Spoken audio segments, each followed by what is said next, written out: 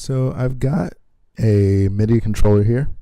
This one is a Keith McMillan Q Neo, but anything with knobs or sliders, USB MIDI should work. What we're using is continuous control or CC messages. So knobs and sliders on MIDI devices will send these messages, and so you'll have a CC number, and that CC number will correspond to the individual sliders or knobs. And so different manufacturers will have different standards for what CC number is sent by each slider. So you have a CC number and then the actual MIDI value that is being sent. So by default it'll be from 0 to 127. So the first thing we need to do is find out what values the controller is sending. So in PD we have an object called control in. That's CTLIN, and it's got 3 outputs.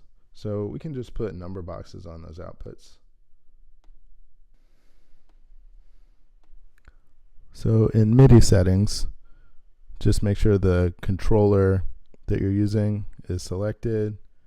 Click OK, and then you've got once you move any slider, you should see the values that are being sent.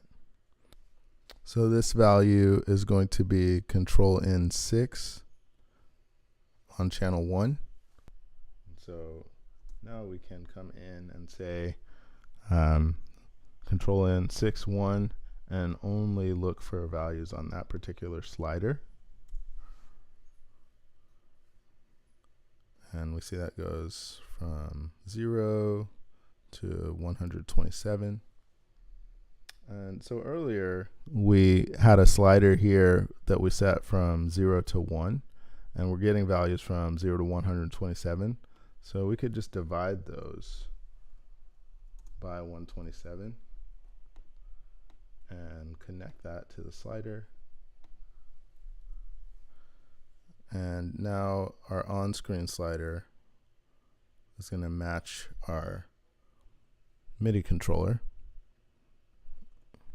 And so since before we set the maximum of this according to the file length, and we're multiplying by that, now we can scroll from the beginning to the end of an audio file using a slider on a MIDI controller.